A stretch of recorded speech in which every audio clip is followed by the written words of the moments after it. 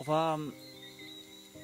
Après, tu as été chez Step Art, on va pas revenir sur les raisons du pourquoi. Pour moi, c'est passé, mais tu as quand même eu de bonnes expériences. Est-ce que tu peux nous faire part de ce qui t'a enrichi en maison de Chez Step production Art, chez Step Art? ben, déjà, Chris, je l'ai rencontré par rapport à mon ancien manager, DJ Suyo. D'ailleurs, c'est par rapport à lui en fait que j'ai été à Step Art. En fait, j'étais en BTS quand je l'ai rencontré. Et vu que je comptais déjà me lancer après le BTS, donc en fait j'avais plus ou moins une vision où il fallait avoir un encadrement professionnel, tu vois. Pas forcément, enfin je voulais voir les choses autrement. Ouais. Et je me disais que c'était, enfin quand l'occasion s'est présentée, je me suis dit que c'était une bonne chose vu que c'est une personne qui me semblait assez droite dans la manière de faire ses affaires. Donc voilà. Après, au-delà de ça, quand ça a commencé, en fait, j'enregistrais mes sons chez Jutsu. Donc en fait, c'est comme si j'étais chez Step Out, mais Sans je essayer. fonctionnais avec Jutsu. Donc mes premiers clips, mes sons, tout ça, c'était Jutsu. Et la suite, c'était Step Out. Après, qu'est-ce que je peux dire là-dessus? Bon, j'ai toujours été quelqu'un d'assez autonome, donc j'ai appris des choses, beaucoup de choses, mais comment expliquer ça? C'était large. Je ne peux pas dire que c'est la production ou tu vois. C'était, je sais pas, par exemple, se faire une vision, d'avoir une direction artistique, c'est quelque chose que j'ai vraiment pris en compte Que tu as peaufiné au chez fur et à Step, mesure. voilà, chez Step Out. Ou un hit, comment tu sais que, tu vois, parce que des fois tu fais des sons, tu es en mode, tu es content, tu as fait ton charabia et pour toi, tu vois, mais il y a quand même des petites techniques, des petits trucs, donc j'ai appris des trucs du genre. Mais sinon, au-delà de ça, j'ai surtout appris l'autonomie, puisque je gérais pas mal de choses moi-même, mes clips, les scénarios de mes clips, même la direction en fait, c'est-à-dire que on va dire que c'est comme un arbre qui pousse avec un tuteur, tu vois, j'avais quelqu'un qui pouvait m'éviter, tu vois, m'apprendre quelques trucs, mais sinon je fonçais. Mais justement, j'ai vu que tu as créé aussi ton propre label, qui est Harmony Group. Mais en plus, franchement, en moins d'un an, presque un an et demi d'ailleurs, tu as recruté du lourd et c'est un label coté maintenant. Sans citer trop de personnes, Warpen, pour tes mics. Ah ouais, c'est déjà du lourd. Mais en tant que producteur ou même patron, t'as une autre vision, artistiquement ou même humainement, ça t'a apporté quelque chose d'autre? En fait, j'ai un souci de... Comment je vais expliquer ça? Je suis pas une personne qui... En fait, je suis une personne qui pense beaucoup aux autres, tu vois. Donc j'ai toujours été comme ça. Donc en fait, quand j'étais par exemple chez Blingdat, ce que je fais maintenant, je le faisais déjà sous une autre forme, tu vois. C'est comme si j'étais un chanteur, mais c'est comme si j'étais un manager, Ouais. tu vois. Je dis ça ainsi, mais c'est parce que je gérais pas mal de trucs de moi-même. Des trucs, on va dire, plutôt techniques, alors que j'aurais pu me préoccuper de moi et faire mes bails, Ouais. tu vois.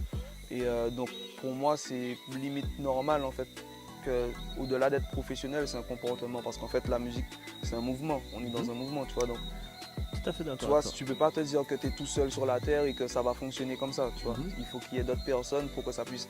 Et pour moi, j'ai une vision très sur l'unité, très. Donc en fait, au-delà d'être un label ou production autre, c'est d'abord une vision artistique de la chose, tu vois. Je le dis souvent, tu vois, on m'a déjà dit d'arrêter ça. mais voilà. Et donc en fait, c'est arrivé bêtement en fait, puisque je me suis pas dit tiens, je vais créer une société de production pour produire des gens. J'ai créé ma société de production parce que je suis sorti du label et que pour le côté structuré des choses, il était mieux d'avoir son truc, tu vois. Et en fait, c'est parti d'un artiste qui voulait que je l'aide à faire son projet, donc à la direction artistique, tout ça, puisqu'il me connaissait, il savait comment je fonctionnais. Et ça a commencé comme ça, et de fil en aiguille, comme c'est des gens que je connais depuis le lycée, tu vois, tu m'as montré le clip de Connaître Larry, il y a plein de mecs dedans. Ouais. Bon, il y a plein de gens qui ne le savent pas, tu vois, mais on était au lycée ensemble, et c'est des gens que j'ai vus, on se connaît depuis 10 ans, plus de 10 ans. Enfin, je sais pas, ouais, plus de 10 ans. Donc en fait, de fil en aiguille, voilà. Parce que j'allais te dire, quand je t'écoute parler, c'était presque suite logique en fait. Ouais, c'est pas comme si genre je vois quelqu'un et je me dis tiens, on va aller.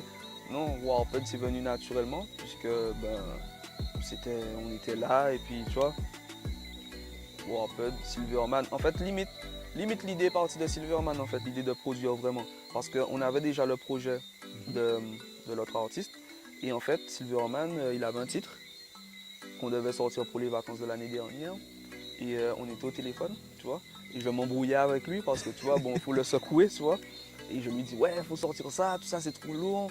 Et il me dit ah ouais, qu'il a prévu tel truc, mais comme je le connais par cœur, tu vois, donc ça m'a énervé. Et genre, je suis sous la douche, tu vois, et j'appelle ma copine, je lui dis tu sais qu'est-ce qu'on va faire, hein? On va produire Silverman, comme ça, il sera obligé d'écouter mon idée. C'est parti comme ça. Bon, jusqu'à présent, le clip est toujours pas sorti.